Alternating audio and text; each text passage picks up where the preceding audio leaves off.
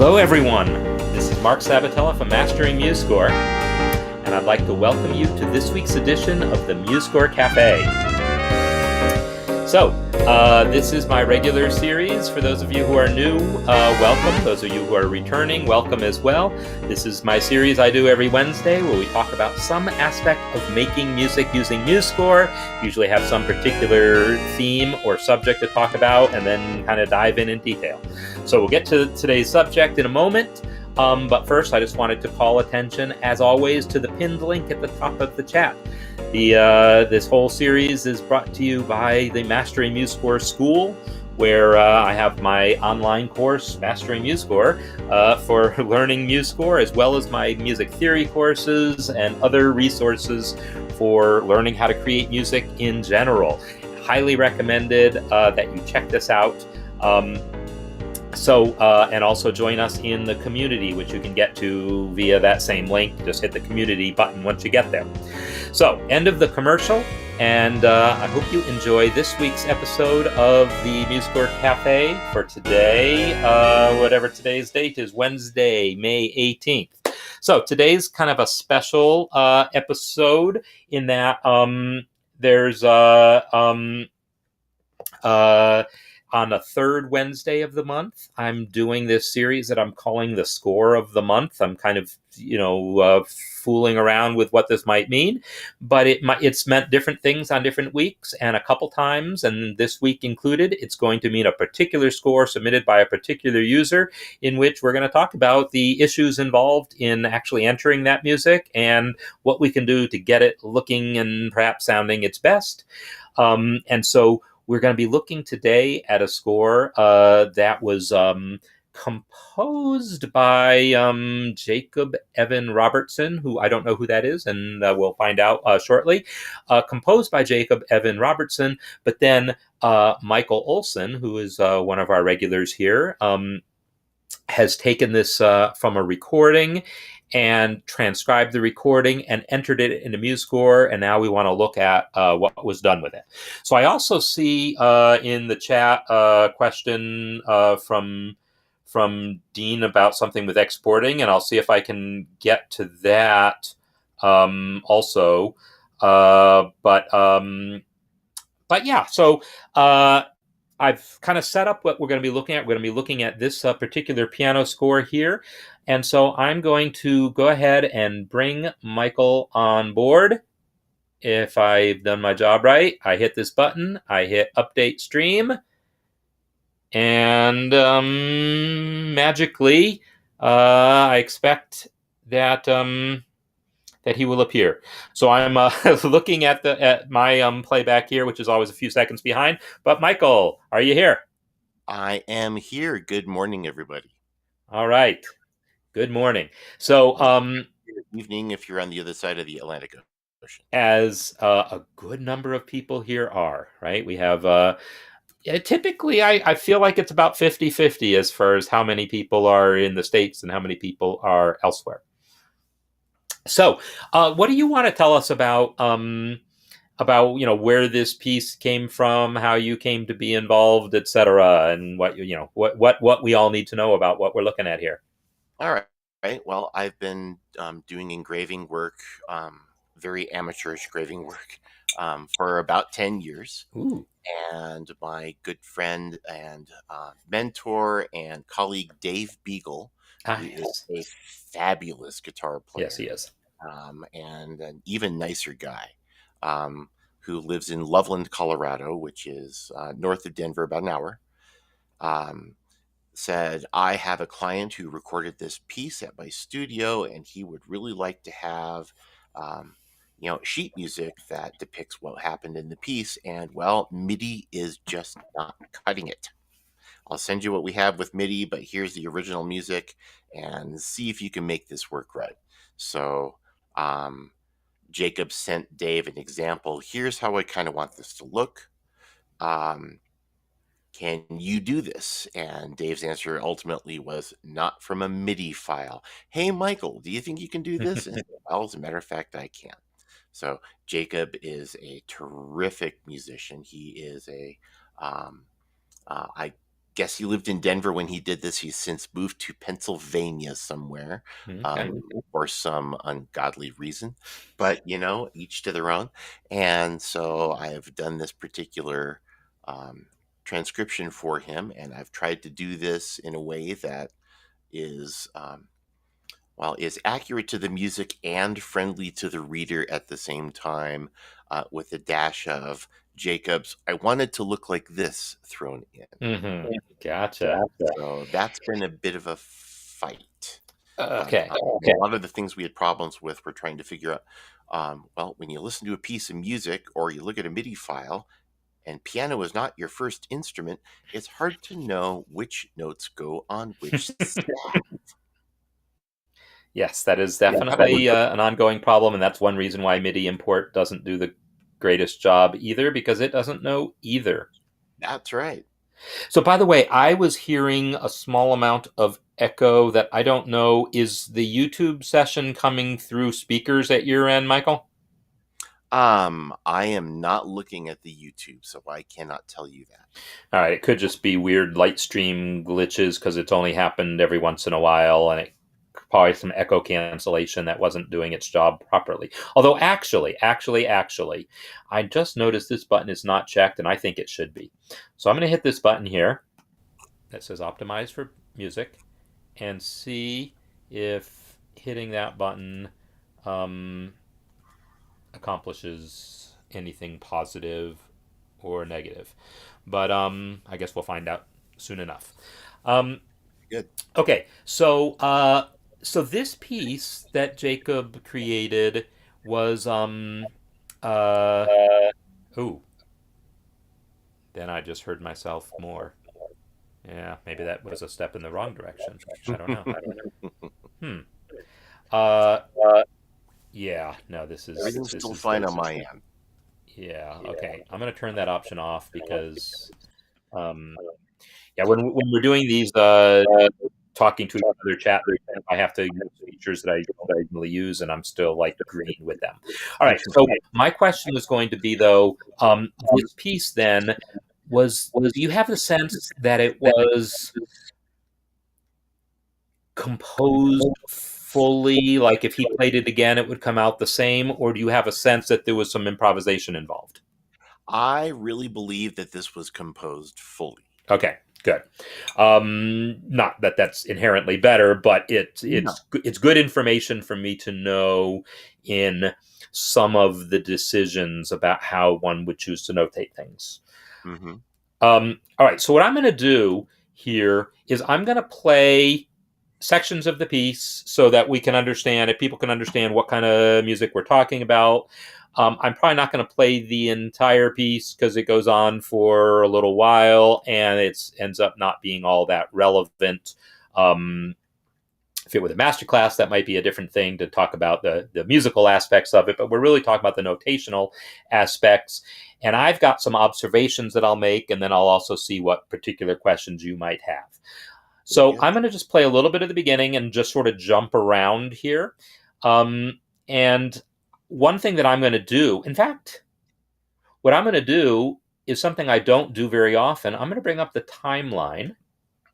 And the timeline gives me this nice little overview of, oh, look, there's a tempo change here. There's a tempo change here. There's a tempo change there. Those feel like good sections for me to listen to. Not that there aren't other interesting things in between there, but that's one thing I'm going to do. So that's what I'm going to do first, and then you can tell me if there's any other sections after that I should go back and check out. Okay? All right. If you can help me out with measure numbers since I'm not listening. Gotcha. Right. Okay, so we are at the beginning, measure number 1.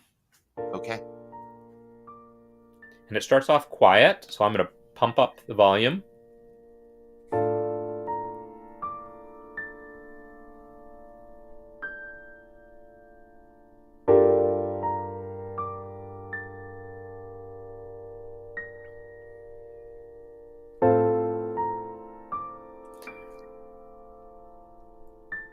And now we are in the first tempo change section there at measure 13. And time change. Yes, and time signature change.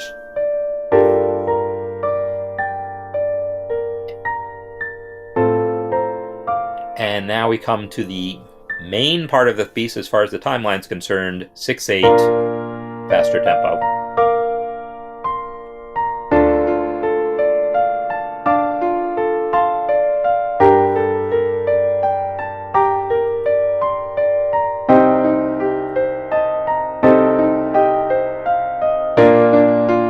And now I'm too loud.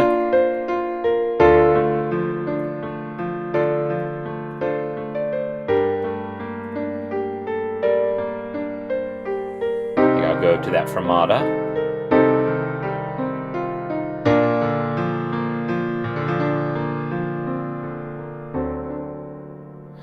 Okay, I'm going to pause there, and I'm pausing here, not because I'm not enjoying the music or that there's not interesting things to go from, but what I feel like is that notationally, everything that was on this page here, page 2, is the same issues that are on page 3 and page 4 and page 5 and page 6, and it's only when we get towards the end that maybe we have some new notational things to deal with, because that's when it goes back from this typical 6/8 kind of feel to more of the original 3/4 feel.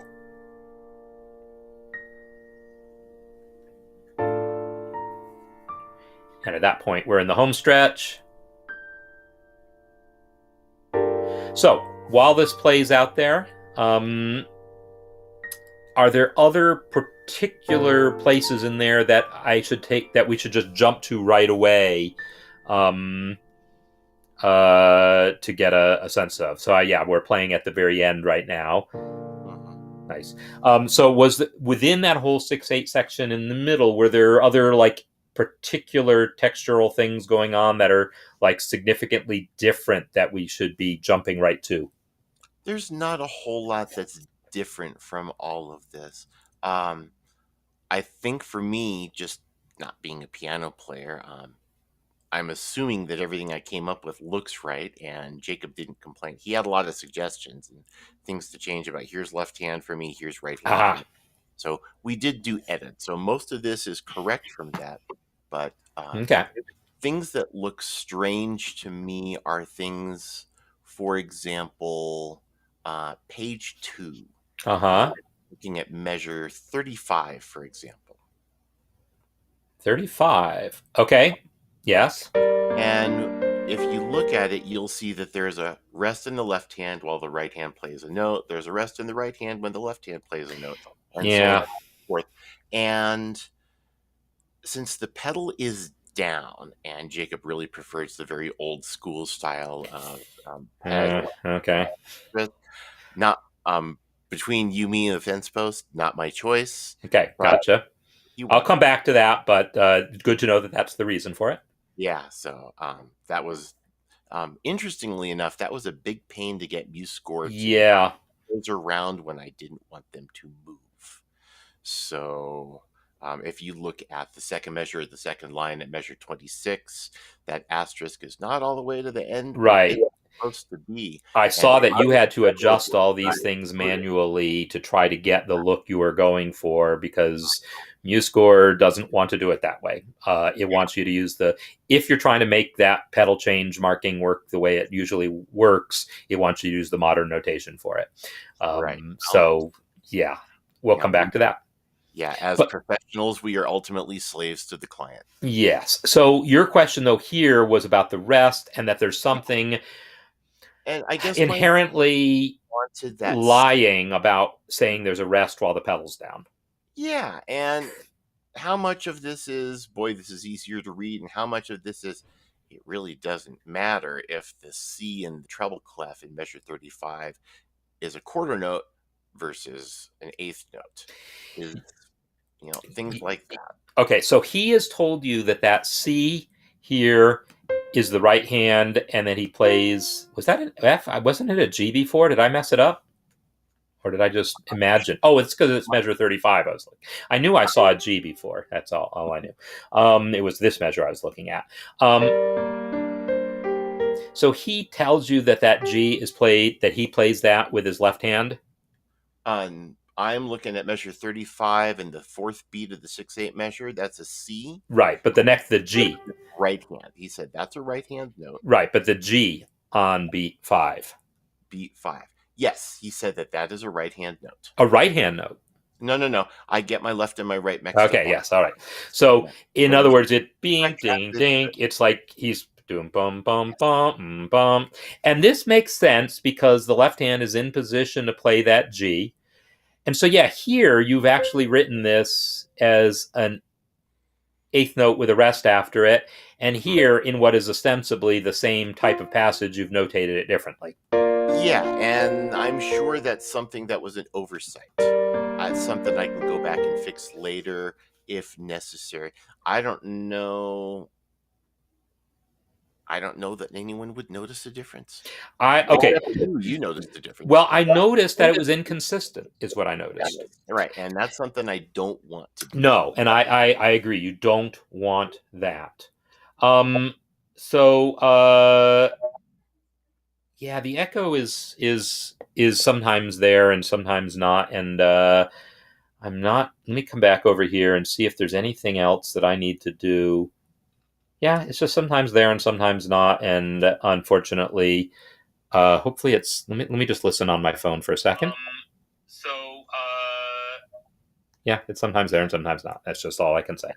I receive mission control from Pluto every once in a while, and I'm sure that interferes with the broadcast. Yeah, okay. By the way, I'm going to put this out there for everyone.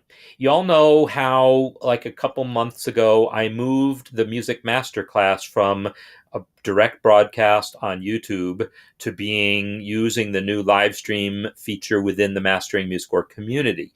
I did that for a number of reasons, one of which was to make these types of interactions easier.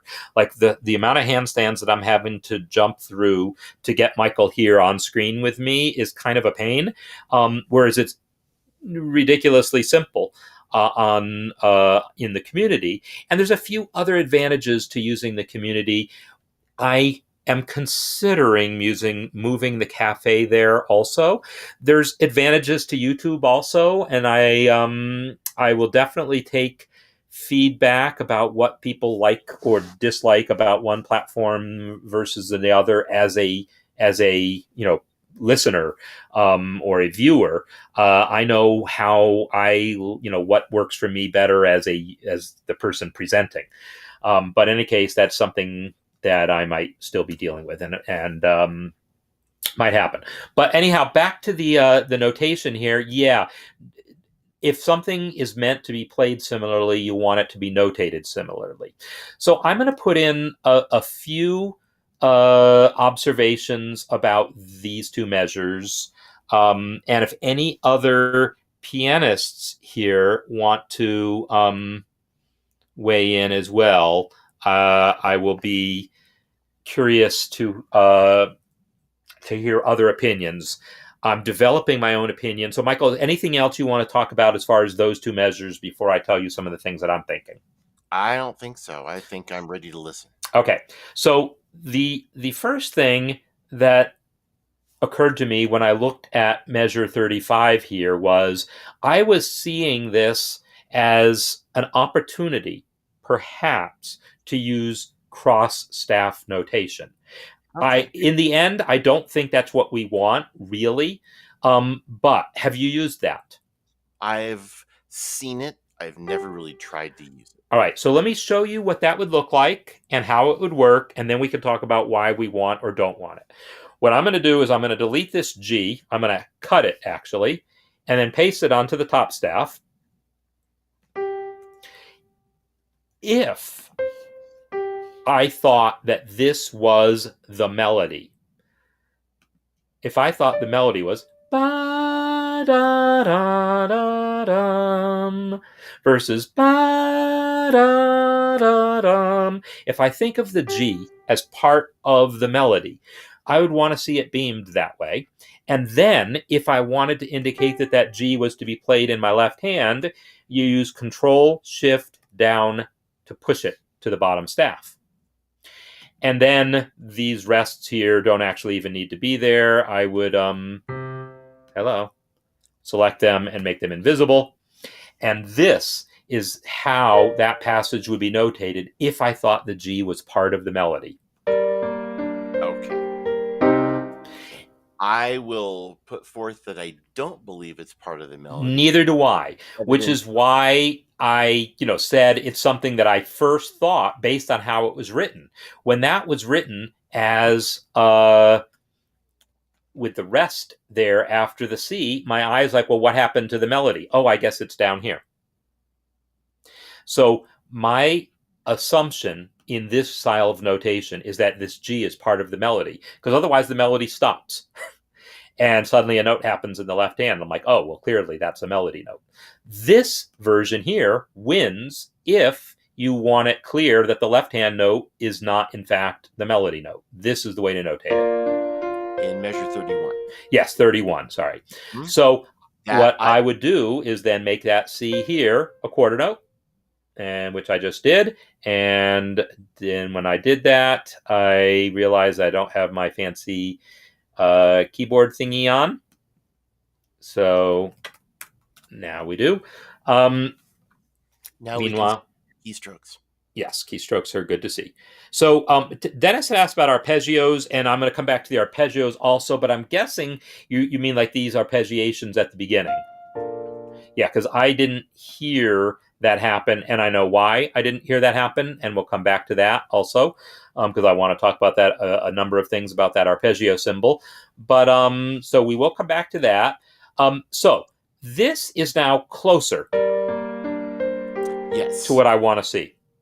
The next question is back to your original observation about those rests. Yeah, it bugs me a little bit. I do have to say that I know there's not a rest there. I know that pedal is going to sustain that D. Mm-hmm. So it makes me at least want to try this.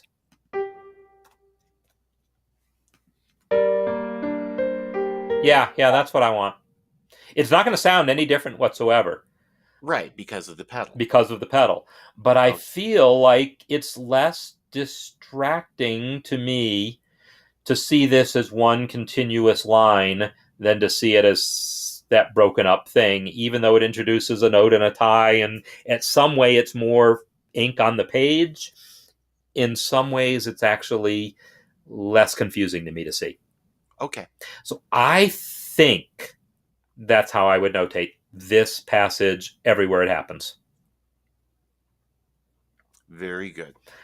So that is my call on that. So the same thing here then. I would make this be tied over and make that be a quarter note. Yeah, this feels like a pretty common little figure, because once I see this figure, it's a typical kind of syncopation figure in the play between the hands. As soon as I see it notated this way, I'm like, oh yeah, I've seen that 100 times.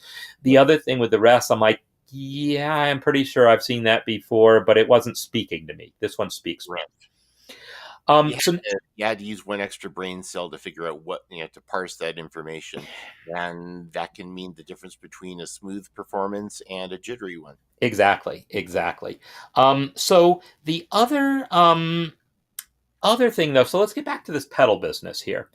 So I have my copy, my well-worn copy of Behind Bars here, which I believe you said you own as well. I have it on PDF, yes. All right, good. So the section on pedal, I need to review, and am going to do so. But yeah, these old style. So first of all, I made a point of mentioning this, and now I'm getting the echo again. The old style method where you have the pedal and the snowflake, which I'll call it the snowflake instead of the coronavirus. That style, that echo is quite distracting, but I guess it's just how it's going to be. I think that style ended with the popularity of powdered wigs. Well, no, it was popular in the 19th century. It's all over romantic because in the powdered wig era we didn't use the pedal so much. It Ah, became more popular in more the Chopin era. ah. So although I don't know that Chopin didn't ever wear a powdered wig. Um, this symbol here that says put the pedal down here and then lift the pedal up there isn't designed inherently to do the thing that pedal really does, where you don't lift the pedal when you play this G, you lift the pedal and depress it like boom boom instantly. Like there's this whole like pulley action where as your finger goes down to play this low C, your foot comes up on the pedal and then immediately goes back down. It's sort of this well synchronized center of activity that happens here on the C, not From at piano the lessons end back. of the previous measure. And the old school style of notating it had no way of indicating that. It just didn't do the job. So it's unfortunate. So what you've done often is you've like manually adjusted. You didn't do these, but I saw you did it with a number of the others. You Right. basically manually adjusted the endpoint of that pedal mark to be closer to the ped mark there. So you did that kind Right. of thing, I right? tried to pull it so that it was in line with the sixth beat of the 6/8 measure.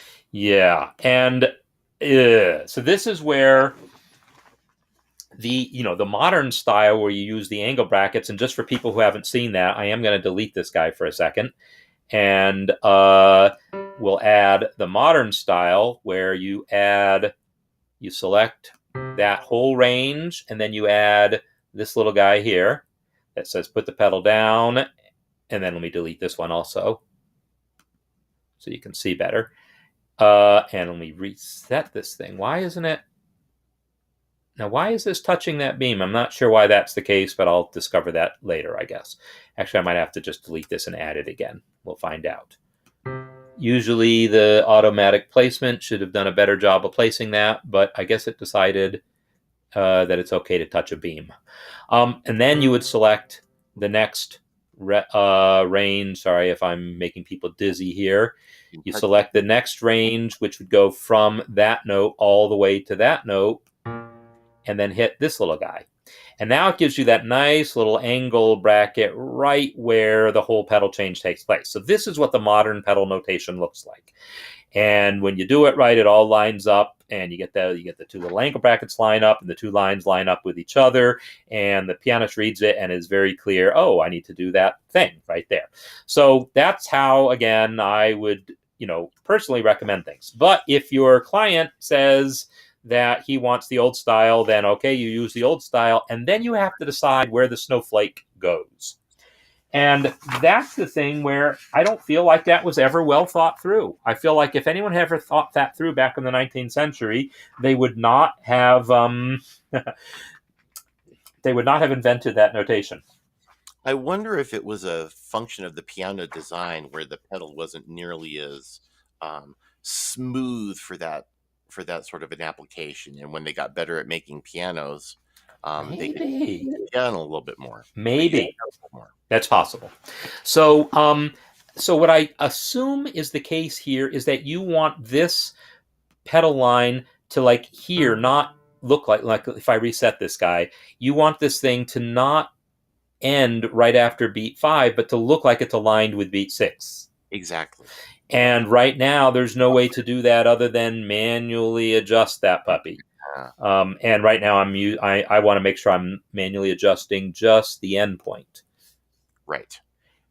And So so you manually adjust it to look like it's lined up there. a lot of stuff there that looks out of place because I just grabbed it and moved it. Yeah.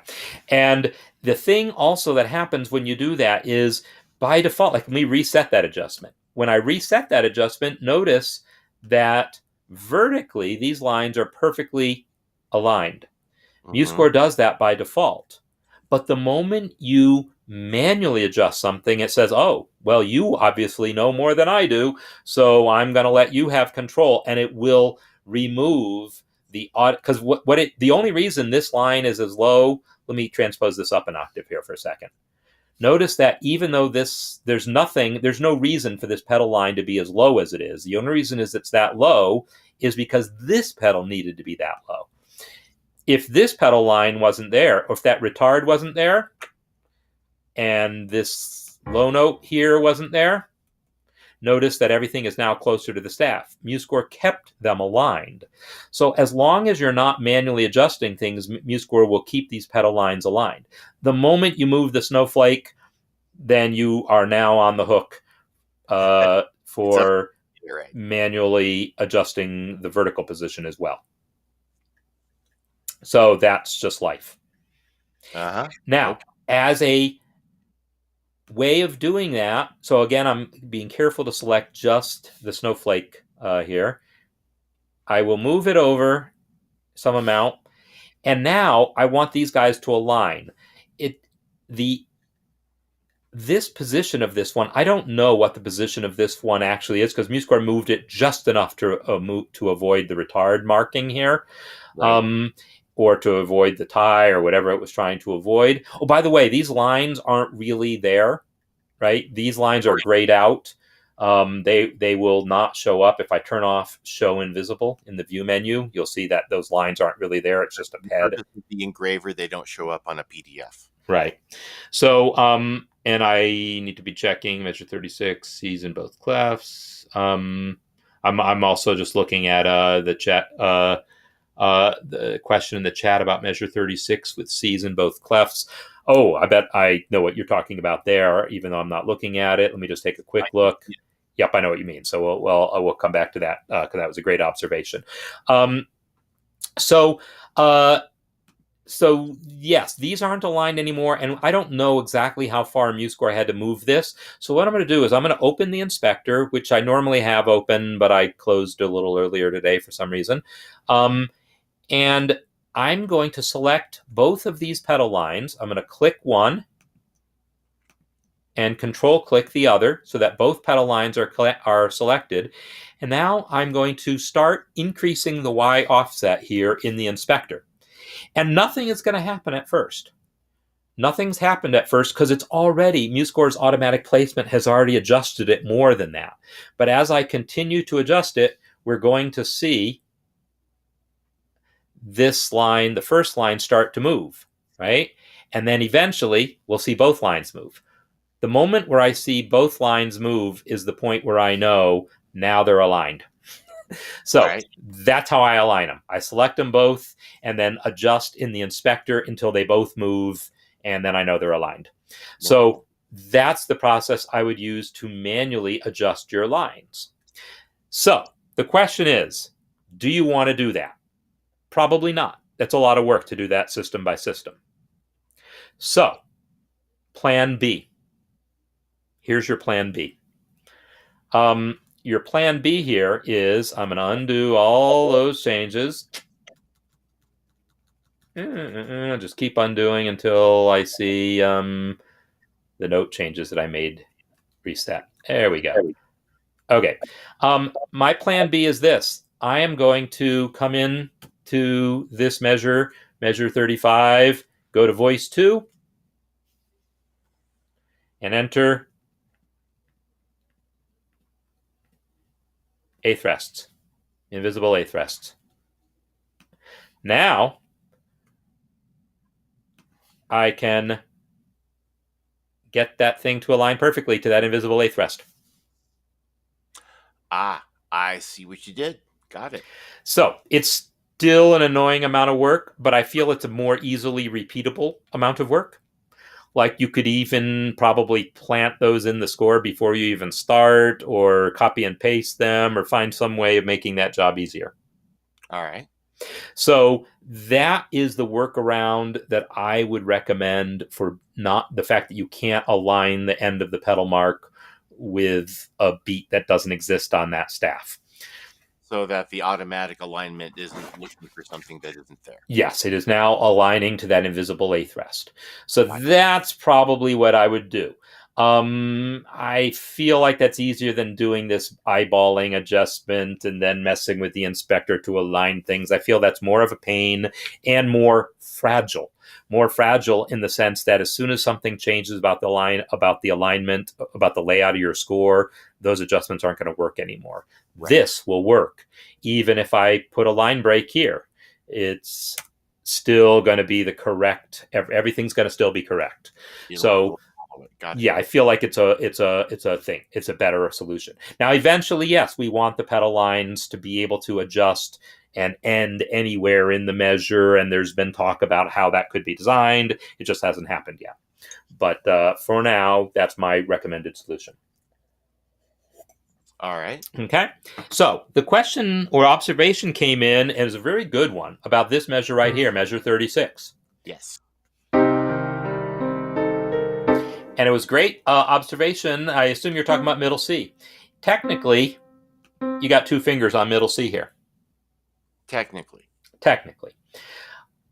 Is this an issue in practice? I would suggest probably not, because pianist is going to figure that out and take his hand out of the way. Yeah, at some point, he's got to play the E and the A and the next beat. Yeah. But that said, is there, since I now know that this came from your transcription of a recording, and he didn't say, oh no, this is how I wrote it or anything, I'm going to suggest that there might be a clearer way to notate this. All right. Maybe. I'm thinking aloud here. I'm going to delete these ties here. I'm going to select these 2 notes here and move them to voice 2. Hello? Voice 2. Voice 2? Is voice 2 not available for some reason? Come on, voice 2.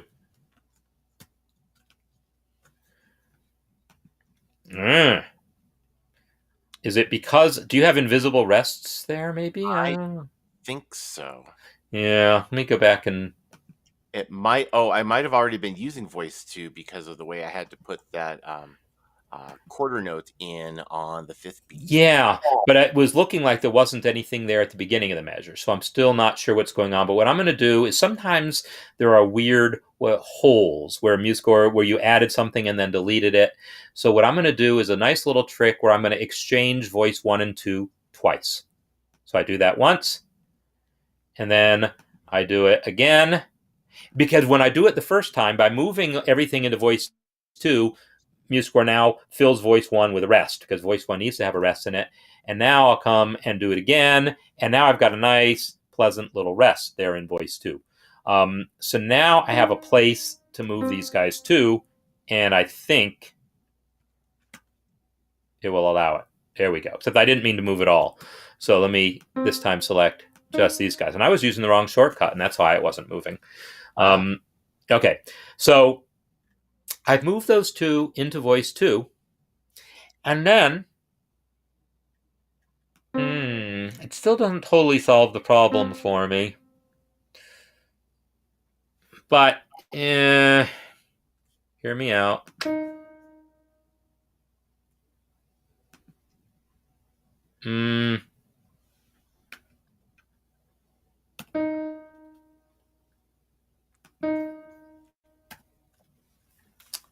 This is ugly as sin. I'm looking at ways that I can have the C more clearly released at this point. And maybe this note was better off being in voice 1. Maybe that's really the problem. And really, I only needed voice 2. There. Now, is this an improvement? It's no different musically. No. But it does eliminate this weird thing of seeing 2 middle Cs on the same beat. So anyhow, that's the observation that I'm assuming came in from the chat. So by using that, now what happens on beat 2 here? Well, nothing. Voice 2, and I beat big 2. There is nothing in voice 2 now on this beat, which is itself a little weird.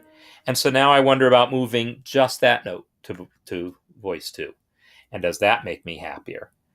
I don't think it does, because now there's this weird voice 1 tied into voice 2, which is totally legit when you need it. But in any case, it was a good observation. I don't have a good solution. But yeah, there's a lot of weird things that I happen when piano originally music did was I happens. left that as a rest and I left the ties off. That seemed, if I recall, that is a Jacob request that he wanted those notes tied over, which Yeah, is technically incorrect because you can't depress a key that's already being depressed. right. However, um, Yeah. other than the fact that there are two C's that are happening at the same time, it looks neat and it looks clear. Yeah, I I agree with all those statements. It wasn't obviously bad. I'll tell you something that sometimes people do. Parentheses. Just in case you're at all worried. And that's basically the engraver saying, yes, I know there are two C's happening at the same time. I bet you know how to play this. Yeah. Okay, that's a Yes. great idea.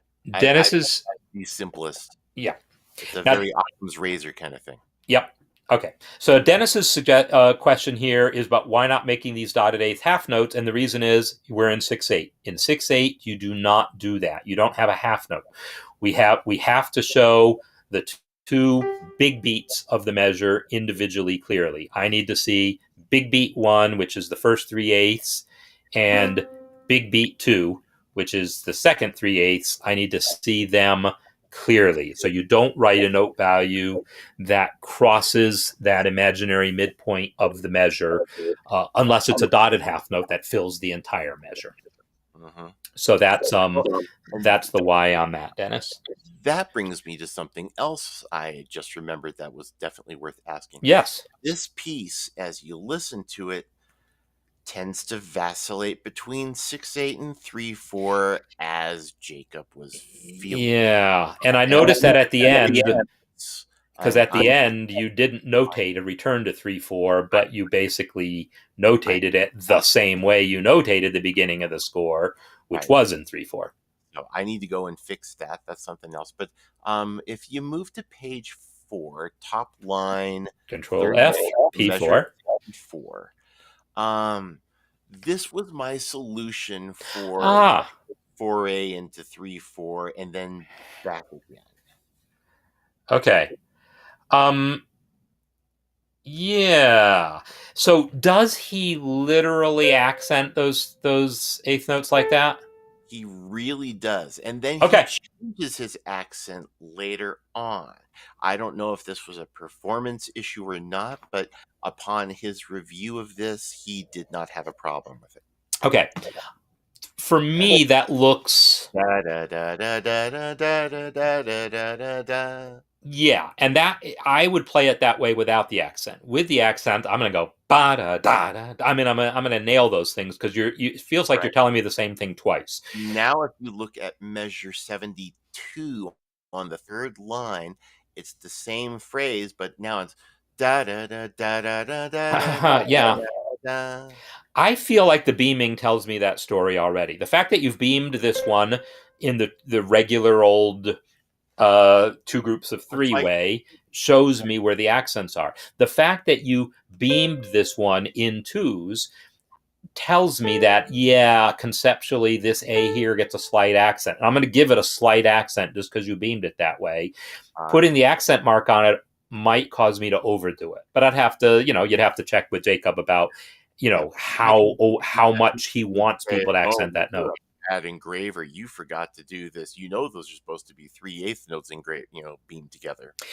Yeah, and the thing is, it's allowable to do that. Using the beaming to trick people into playing the phrasing you want. There are people who will say, no, don't do that. But there are the realists who say, yeah, but it's how it's often done. We're used to seeing it. Get over it. It's okay. And I'm in that category. The other option would be to go into 3/4 time for 2 measures. Yeah, but it's not even that, because the left hand then is still the other thing. And so, yeah, I feel like there's any number of times in music where this happens. You're in like right off the bat, I think Debussy Clair de Lune has that figure all over it. It's written in 9/8, but it's got two tuplets across it, and actually that's different. So I take it back. But That the idea of wanting you to phrase something in a particular way. Say what?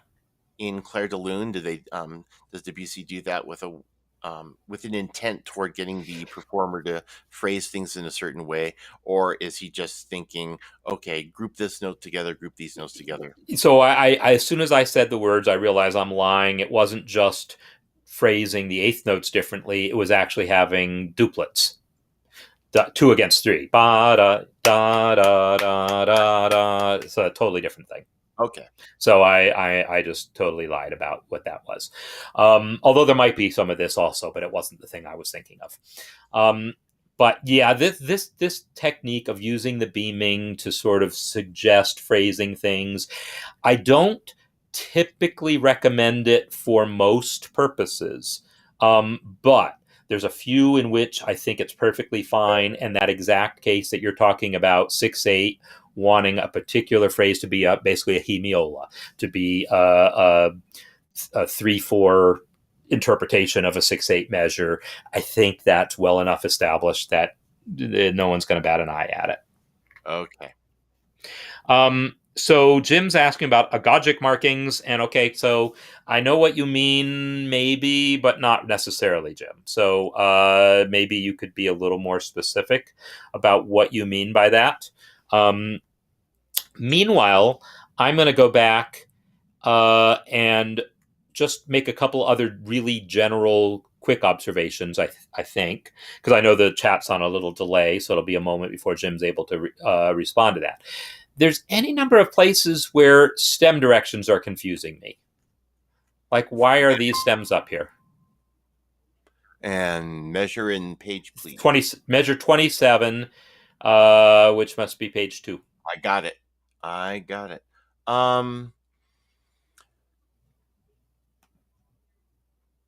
don't have a good answer for you. Okay.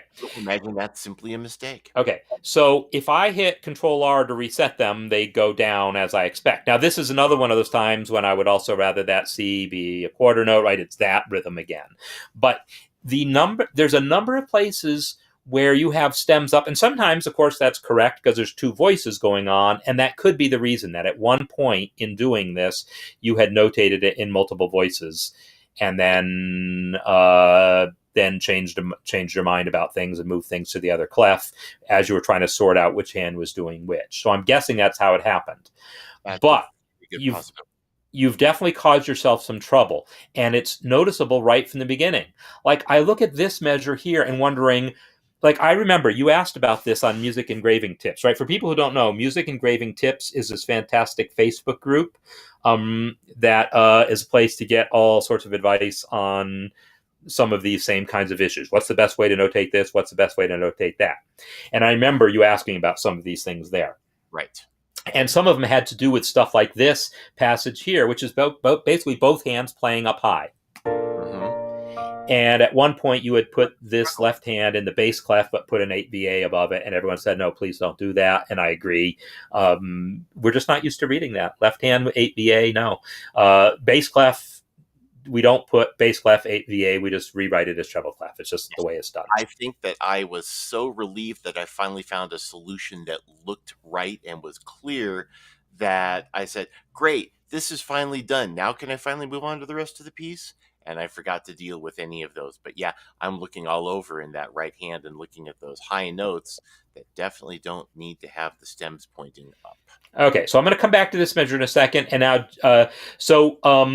when I asked Jim what he meant about the agogic marking, so yeah, the idea of it is things that have to do with the natural stress. Like that word itself, I don't even know what the definition of it is, but it has to do with notating of understanding that there's natural stresses in a beat. And so agogic accents are the accents that come along for the ride just because of what time signature. So what you're actually suggesting is to use tenuto markings to suggest that, if I'm understanding correctly, to use Shift N, which is the tenuto marking, as a way of indicating that. And that if you did that, it's conceivable that you could also then reset the beaming, and I will go to Format, Reset Beams, and tell that story. That's a possibility. If that's what you meant, perhaps, yeah. Or to use actual accent marks in that capacity also. There are definitely options there to play with. But yeah, I don't know that I have the one great solution. But yeah, I do want to talk about these stem directions here, because it's actually gotten you to some amount of trouble here, because it also means that now this octave marking is higher than it needs to be, because it's like having to clear these stems. So I'm going to select that whole passage and Control R to reset my stems. And that brought, like, let me undo that. Notice by doing that, it was able to bring the octave marking down a little bit, and hence bring the chord symbol down, and hence bring the tempo marking down, and just generally simplify things on the page. Yeah. So yeah, I'm going to suggest, now if I do that here, it's going to mess up some other things. So I'm not going to do that. Now, okay, so a couple of other things that come up at the beginning. Actually, the beginning, to be honest, is, well, because it's the first thing you see, it was the first thing that I knew I wanted to comment on. So I'm going to undo some of those changes there. There's a couple things going on here. So now I want to come to that arpeggio marking. So you have done the correct thing as far as MuseScore is concerned to get this arpeggio marking to go through both staves, because MuseScore doesn't support that out of the box, right? So what you did, if I reset this, well, what you did is you attached it to the top note and then click that bottom handle and hit Shift down, correct? Yep. So that is great. It's wonderful. It gives exactly the right results.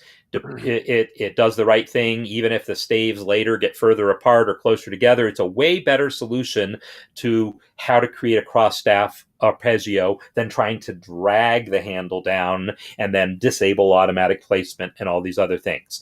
But it is the case that MuseScore does not play back cross-staff arpeggios. So that is why when someone asked early on, I think it was Dennis, but I could be wrong, about why we're not hearing any arpeggios, it's because really the only arpeggio we heard was an arpeggio of the A, a single note arpeggio, which is not an arpeggio at all. So if we wanted to hear the arpeggio here, I would have to maybe add a second arpeggio marking and make it invisible, but then it would still not do the right thing. What I really could do is go to the piano roll editor. I just right click that measure, go to piano roll editor, and then I can take this chord and fiddle with the notes. And there's some way of like dragging these. I don't even know how this thing works, to be honest. So whatever, you can fiddle with these notes, you can fiddle with the numbers in here and get it to delay the D a little bit, delay the F a little bit, etc. You can get it to do those things. Just move the start point for each one of those, each one just a little bit more to the right than the last one. Yes, that's what you want, and I don't know how to do that. One. So yeah, that would be something that you can play with if you want to get that playback happening. The other thing you can do is use this articulation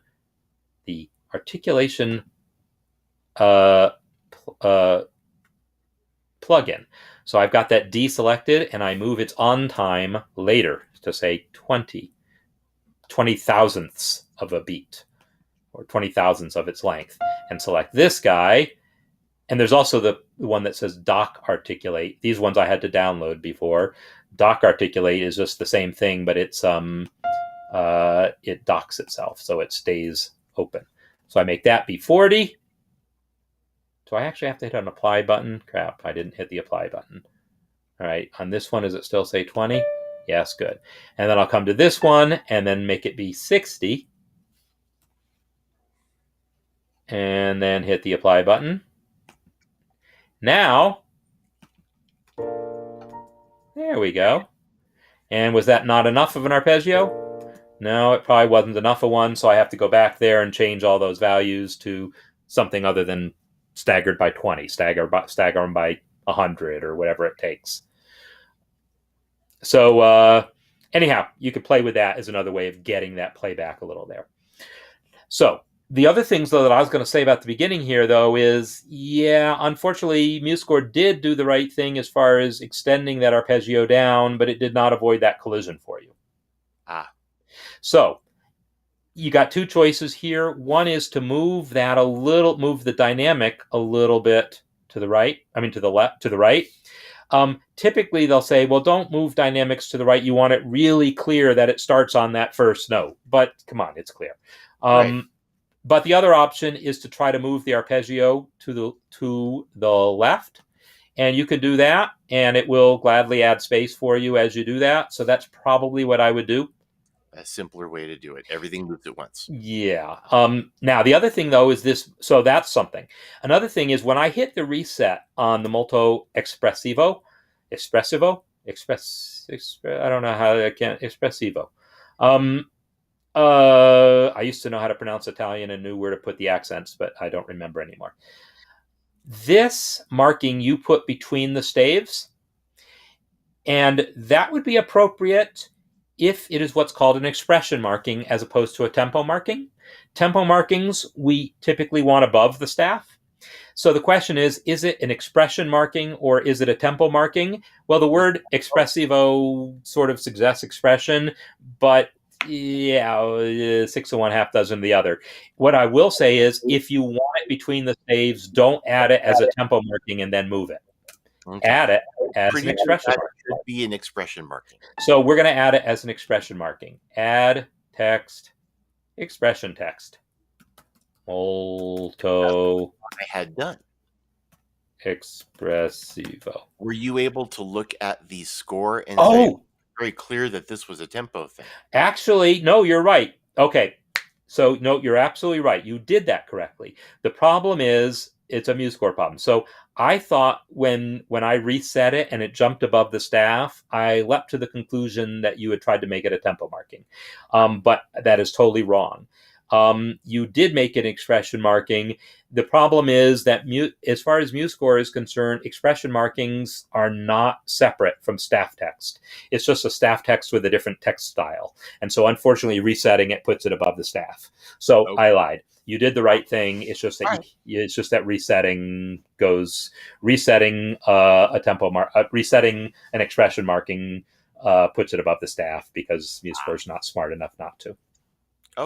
Okay, so that was the other thing that I noticed about just that first measure was that it looked more crowded than it should, and it looked more crowded at the right there on the first note, but it also looked like things were spread out too much on top, but that was because of the stem directions. Right. So if I just select those notes, and so like I'm going to select those, and in fact, I'm going to select the entire score.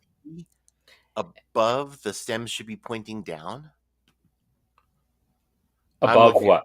It's the D. So I'm looking at the third beat. So everything from that D and everything that's above that, the stem should be pointing down. Oh, yeah. And the B. And the B should be stemmed down. Middle line should point down also. Okay. So those MuseScore normally gets right by default. You should almost never need to fiddle with stem directions except in some very specific cases. So I'm going to select all your notes and then come over to the inspector, click the notes button, and reset the stem directions. Because if I hit Control R, that's going to reset everything, and including all the good manual adjustments you might have done, and it messes up the expression text. But if I select just the notes, I select it all and then click the notes button, and then I'm just going to click the reset button by the stem direction in the inspector. Now all the stems have their default directions, and chances are that's right, but I know there's places like here where you had fiddled with stem directions, and those will now need to get fixed again. Because this is the other thing that you had asked about. That and would gotten be, lots of great feedback about. And I think the solution you came up with is as good as you can get. This is a real typical pianistic thing. You play an arpeggio one note at a time, and you hold that note. You hold the notes as you play them, and then it's a sustained chord. And this is absolutely the way you notate that. You notate it as one note at a time, not using multiple voices, but just using one note at a time. So the rhythm is really clear. And then you tie the note to the full sustained chord that right. follows. So Even you notate the arpeggio, then you notate the full chord, and then you tie them. And adding those ties, if you've never done it before, is as simple as selecting that arpeggio and pressing the tie button. And now you got your ties, except it doesn't put them in the direction you want. So you select those and you flip them. So if we had gone with the default directions here, you see the ties kind of cross the stems and stuff, and that's okay, maybe, kind of, sort of. And if you tried to slip the stems up, it's even worse. yep, So yeah, your idea of flipping the ties down and the stems up is as good as you can get. For ascending lines, having the stems up gets the stems out of the way of the arpeggio, and yep. that is the thing that hadn't occurred to me right away. That looked the best to me. So I have a question for the people that play piano regularly, and it has to do with measure 10 and the abbreviation ARP sempre. Okay, and I'm going to come back to that in 1 second, but there was a question from Graham here that's a good one, Very good. about the molto espressivo, whether or not this couldn't have been part of the dynamic marking. And that's actually a great observation. I'm going to select that text. So I go in here and edit it, and I select, and then Control C to copy. Now I'm going to delete that text, and I'm going to come to my tempo marking, and I'm going to add it to the tempo marking. So that is totally legitimate, except, of course, now that MuseScore has tried to center the entire thing. So I will have to then say, no, don't center the entire thing, left align it.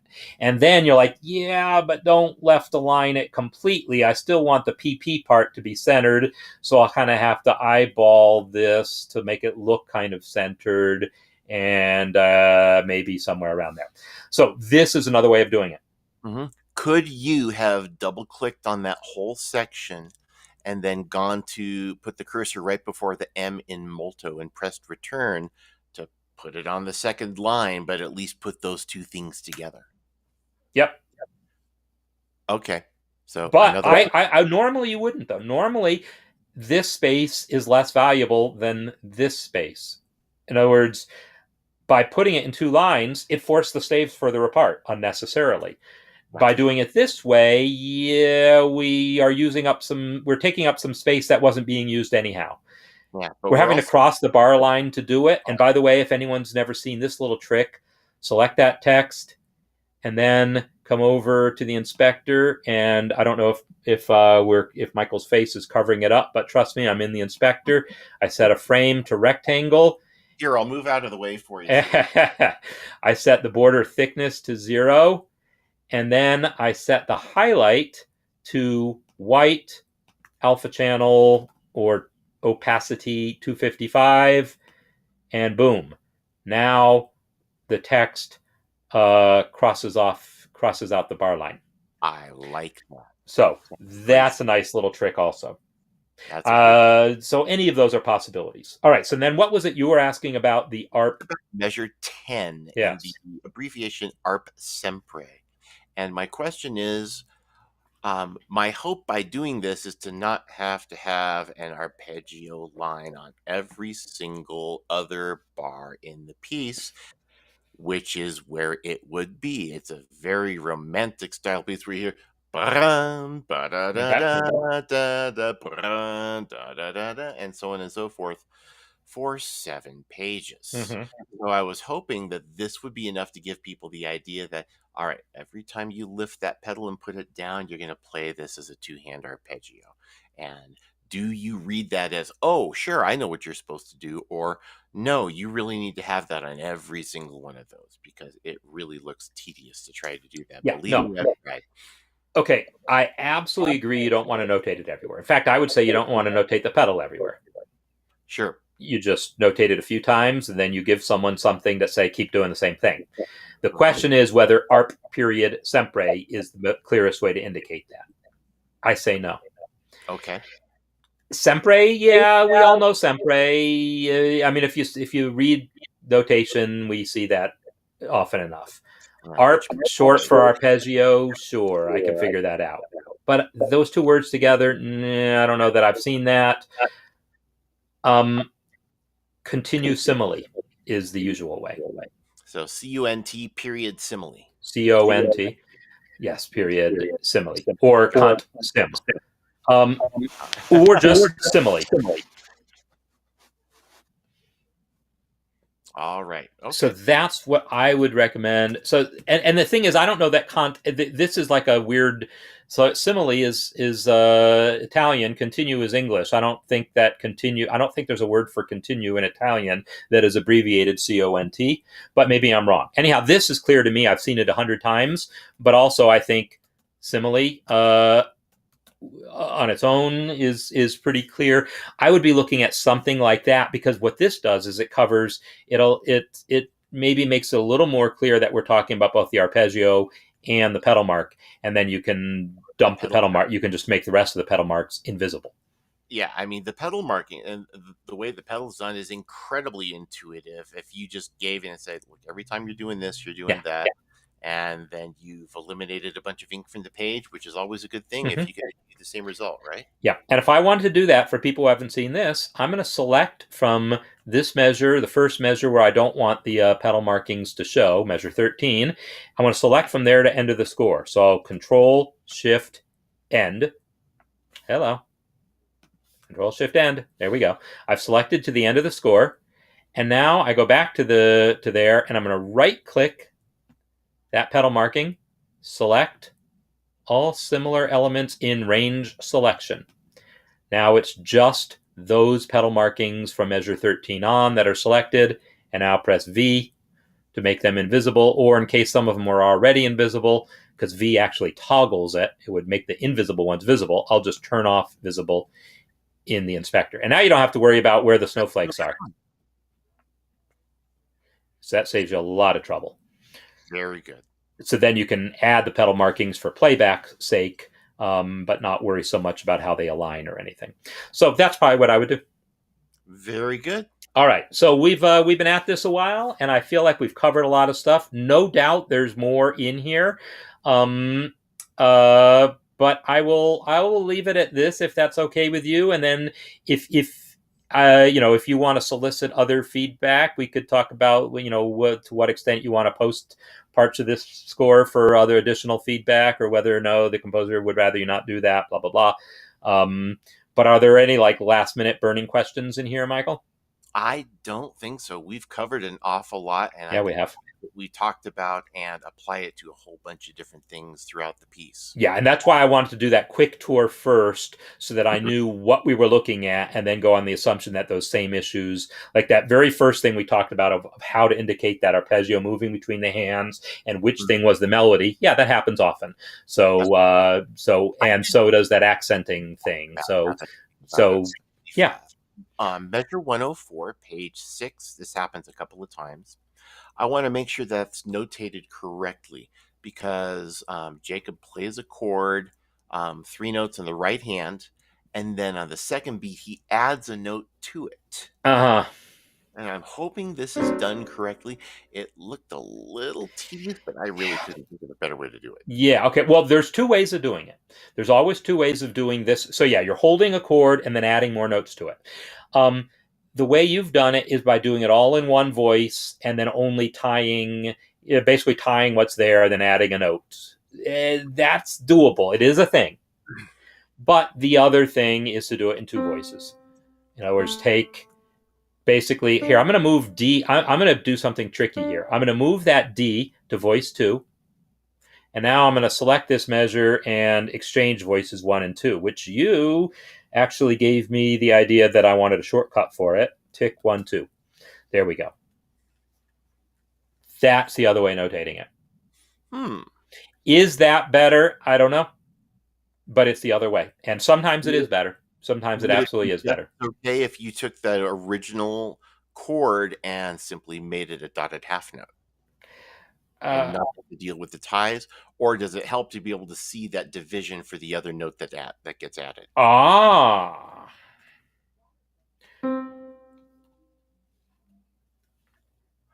that's pretty clear too. It's clearer, maybe. Okay. Yeah, that's a good call. So this does look a little funny, but I think part of the problem is maybe that rest is so far up that it's usually like MuseScore tries to adjust the rests to keep them out of each other's way, and Or it's a little overly conservative there. So maybe I would just do probably high. this, put it right on the Okay. middle of the staff where it would normally go, and call that good, or Would you push it down a little lower. Yeah, you might have just cut out. Oh, can you still hear me? Yes, I can. Okay. Would you leave that eighth rest visible Oh, or yes, absolutely. Because otherwise, we don't know what beat the D shows up on. ah, very good. I mean, yes, you can do the math and figure it out, but we don't want to do math. We just want to read left to right. I like math. I Yeah. guess I like math too, but I still like to read left to right. I did have a calculator that did reverse Polish notation once, where you got to do math and read right to left. That was fun, I will say. But even when doing math, I generally read left to right. very good. Okay, so we've gone for quite some Wait, time. Glad we covered as much as we did, and this has been just a ball. Thank you for the thanks for the score. Thanks for the great job on the transcription and giving us so much to talk about here. and invaluable. I really appreciate it. Great. All right. So, everyone, thanks for following along here, and I hope everyone got something out of this. It's been a long session. Feel free to come back and just, get back at pieces of it as you see fit. There was a lot of things that we covered, a lot of nice things that came up that are pretty common in piano music. So, with that said, I'm going to turn the music down so you can hear me, and take my leave here. Thanks again. This has been the MuseScore Café with Marc Sabatella from Mastering MuseScore and our special guest Michael Olson, otherwise known as Fretless Man 71. Right? And I get that name. You get the handle right there, so people recognize when you're your alter ego there. And this is what we do every week, some version of talking about things involving with making music with MuseScore. If people want to have your own scores looked at this way, go ahead and contact me. And, once a month I try to do something like this. And so I've indicated that I want to do something with harp, but I haven't gotten a specific harp score. Marla, if you're still there, if you've got a score you would like us to look at, I could look at that next month, or I could just talk about harp in general next week, whatever. Let's talk about harp. I want to talk about harp soon because it's a fascinating instrument. Anyhow, the next week is next week, and then we'll be into a new month, right? So pretty soon we'll be doing an Ask Me Anything session, which is what we do at the beginning of the month. So if you haven't already gone to the community and checked out my What's in a Name post, please do that. I got some interesting concepts for what I might want to be doing going forward and would love to get some more feedback. So in any case, I won't take any more of your time. See you all later, and hope you have a great week, and hopefully see you tomorrow as well. Thanks again, Michael. Thank you.